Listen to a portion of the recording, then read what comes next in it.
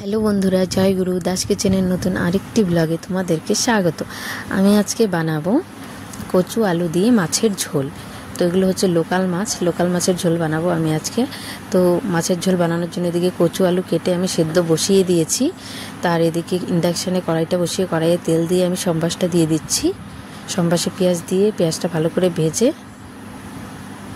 তারপর আমি সেদ্ধ করে রাখা কচু আলুগুলো দিয়ে দেবো। তো কচু আলুগুলো দিয়ে একটু নেড়ে চেড়ে দেবো। একটু নেড়ে দিয়ে আমি লবণ দিয়ে দেব, হলুদও দিয়ে দেব। লবণ হলুদ দিয়ে ভালো করে ভেজে নেব। তখন আমি ভালো করে এভাবে ভাজতে থাকবো 5-6 মিনিট ধরে। তো ভাজাটা আমার প্রায় হয়েই গেছে। এখন আমি মশলাটা দিয়ে দেব। তো মশলাতে আমি করে রেখেছি কাঁচা লঙ্কা, পেঁয়াজ বাটা আর জিরের গুঁড়ো। তো মশলাটা দিয়ে আমি এখন ভালো করে কষিয়ে নেব।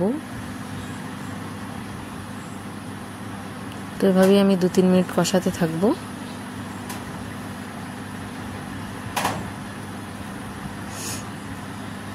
কষানোটা আমার প্রায় হয়ে গেছে। এখন আমি ঝোলটা দিয়ে দেব। তো ঝোলটা দিয়ে দিচ্ছি। তো ঝোলটা দিয়ে একটু নেড়ে চেড়ে দেব। তো এখন আমি এখানে মাছগুলোও দিয়ে দেব।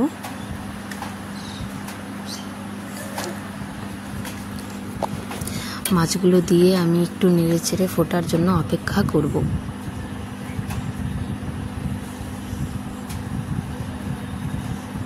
তো ফুটে গেছে, এখন আবারও নেড়ে দেব।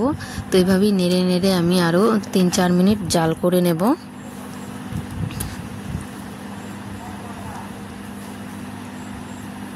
আবারও নেড়ে দিচ্ছি। জালটা প্রায় আমার হয়েই গেছে। এখন আমি জালটাকে নিভিয়ে দেব। তো জালটা আমি নিভিয়ে দিয়েছি। তো আজকের এই লোকাল মাছের ঝোলটা কচু আলু দিয়ে আমার হয়ে গেছে। তোমাদের এই রেসিপিটা কেমন লাগলো? যদি ভালো লেগে থাকে তাহলে ভিডিওটাকে লাইক, কমেন্ট, শেয়ার করে আমার পাশে থেকো। আর চ্যানেলটাকে যদি এখনও সাবস্ক্রাইব না করে থাকো তাহলে তাড়াতাড়ি সাবস্ক্রাইব করে দিও। এভাবেই আমি তোমাদের সঙ্গে নতুন নতুন ভিডিও নিয়ে চলে আসব। আজকের মতো এই পর্যন্তই। দেখা হচ্ছে নেক্সট ব্লগে। টাটা।